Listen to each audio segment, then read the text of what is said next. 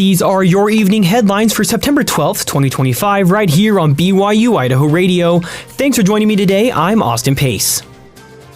The summer has passed and the vacant hallways of BYU-Idaho are now filled with excited students ready for a new fall season.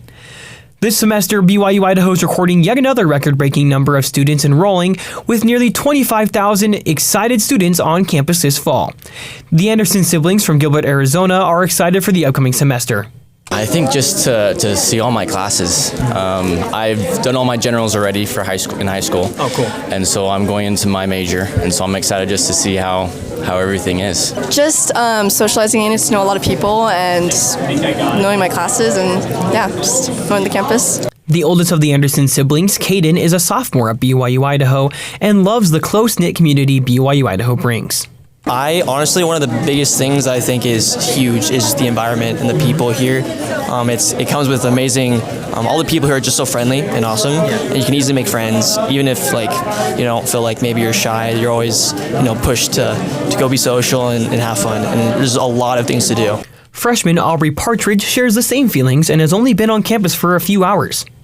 So far, I think, I just like the community. There's a lot of friendly faces, and I know a lot of people here already, so it's fun. Coming all the way from Kansas, Taylor Broberg can't wait to meet his new ward in Family Home Evening Group. I'm really excited to meet my ward. I'm hoping that I'll be able to make some good friends in my ward, and just like FHE and Institute and stuff like that. With new and returning students alike, BYU-Idaho's campus is flooded with excitement and fresh faces to kick off the brand new fall semester on Monday. Authorities have arrested the man they say is responsible for the killing of conservative activist Charlie Kirk during an event at Utah Valley University Wednesday. The suspect is a 22-year-old Utah man named Tyler Robinson. In a news conference this morning, Governor Spencer Cox said the search for Kirk's shooter is over. Give it a listen. Good morning, ladies and gentlemen.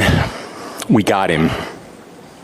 On the evening of September 11th, a family member of Tyler Robinson reached out to a family friend who contacted the Washington County Sheriff's Office with information that Robinson had confessed to them or implied that he had committed the incident. This information was relayed to the Utah County Sheriff's Office and scene investigators at Utah Valley University. Investigators interviewed a family member of Robinson who stated that Robinson had become more political in recent years. The family member referenced a recent incident in which Robinson came to dinner prior to September 10th, and in the conversation with another family member, Robinson mentioned Charlie Kirk was coming to UVU. They talked about why they didn't like him and the viewpoints that he had. The family member also stated Kirk was full of hate and spreading hate. Investigators discovered a bolt-action rifle wrapped in a dark-colored towel. The rifle was determined to be a Mauser Model 98 30-06 caliber bolt-action rifle. The rifle had a scope mounted on top of it. Investigators noted inscriptions that had been engraved on casings found with the rifle. Inscriptions on a fired casing read, "Notices bulges, capital OWO, what's this, question mark." Inscriptions on the three unfired casings read, "Hey fascist, exclamation point, catch, exclamation point." I'm grateful that at this moment we have an opportunity to bring closure to this very dark chapter in our nation's history. Robinson is believed to have acted alone, but the investigation is still ongoing. Just in time for the new semester at BYU-Idaho, the West Wing of the David Mckay Library will open on Monday, the first day of classes. The new remodeled space will include the full library book collection, large and small study rooms, open study areas with whiteboard walls, a cozy fireplace lounge, increased access to electrical outlets, private study nooks, and a new parent-friendly study area with a dedicated play space for babies and toddlers. The Mckay Library was originally built in 1963 and expanded in 1976.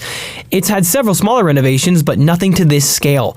The crews demolished every wall and redesigned it for the modern student. With the first phase of the project finished, the East Wing will go through a remodel this fall, with the projected finish next fall.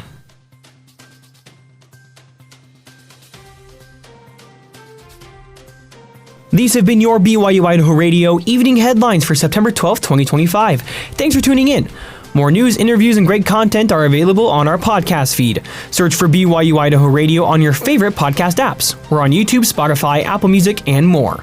For BYU-Idaho Radio, I'm Austin Pace.